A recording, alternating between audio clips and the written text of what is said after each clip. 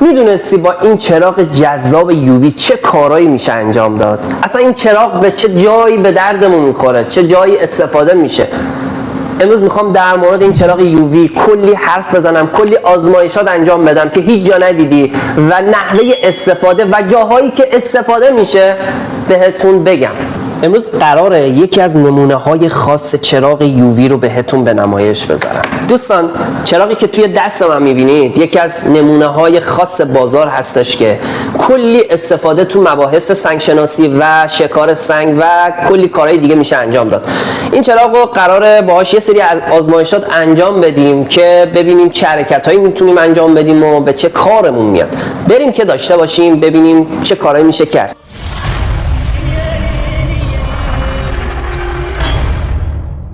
اولین آزمایشمون روی گوهای سنگی فروشگاه هستش که ببینیم چه عکس‌العملی این چراغ یووی روی اینها انجام میده. اولین کاری که انجام میدیم چراغ‌های محیط رو کاملا خاموش میکنیم. پس بریم چراغ‌ها رو خاموش کنیم. خب دوستان، این چراغ چند حالت داره و چند مدل و برای چند مدل استفاده میشه توی حالت‌های مختلف و نمیدونم مشخص میشه اینکه یک سری سنگ ها رو خاص‌تر و متفاوت‌تر به نسبت بقیه با توجه به نور فلورسنتی که خود سنگ ها به نسبت یووی واکنش نشون میدن انجام میشه. الان شما اگه دقت کنید یک سری گوها متفاوت‌تر از بقیه سنگ ها هستن. نمیدونم مشخص هست یا نه. آزمایش بعدیمون دوستان یک سری مروارید فیک با یک سری مروارید اصل ما به صورت ترکیبی کنار هم گذاشتیم و قاطیشون کردیم. الان قراره با چراغ یووی، اینی که توی دستم میبینید دارم صحبت میکنم، فرق بین اصل و فیک رو با چراغ یووی داشته باشیم. بریم که ببینیم چه عکس‌العملی داره نسبت به چراغ یووی.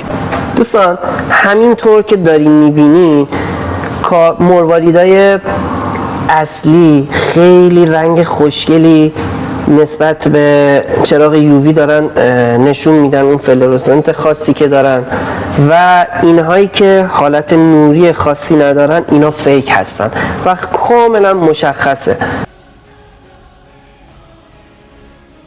همچنین برای شناخت بعضی از الماس‌های اصل که به چراغ یووی واکنش فلورسنت دارن خیلی میتونه کمکمون کنه. تو بحث شکار سنگ چراغ یووی تا حدودی کارمون رو آسون میکنه و هر جایی که برای تفریح و گردش به طبیعت میریم با همراه داشتن یک چراغ یووی میتونیم شانسمون رو روی سنگ‌های قیمتی امتحان کنیم. از ساحل دریا گرفته تا کف رودخونه ها و هر دشت و کویری با داشتن یک چراغ یووی میتونیم به جستجوی سنگ ها بپردازیم.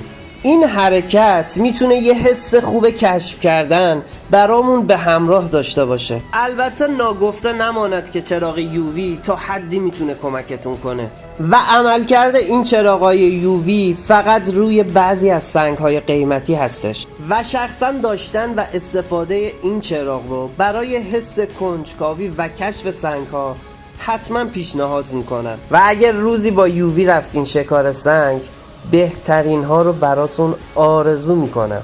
بهترین موقع برای تست چراغ یووی هنگام شبه. سعی کنید بیشتر موقع شب دست به کار بشید. هرچه محیط تاریکتر باشه عملکرد شناسایی سنگ ها خیلی برامون راحت تره. کارایی دیگه چراغ یووی شناسایی عقرب های محیط اطرافمون در شب هستش. عقرب ها خاصیت فلورسنتی دارن و به نور چراغ یووی عملکرد شبتابی رو از خودشون نشون میدن و یک رنگ درخشان فسفوری زیبا.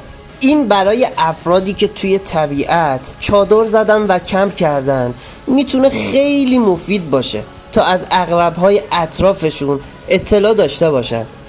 در کل داشتن یک چراغ یووی رو بهتون پیشنهاد میکنم و داشتنش برامون خیلی مفیده و مطمئن باشید یه روزی به کارتون میاد. مرسی که تا اینجا با من همراه بودین. لایک و کامنت شما میتونه بهم کلی انرژی بده برای کلیپای بعدی.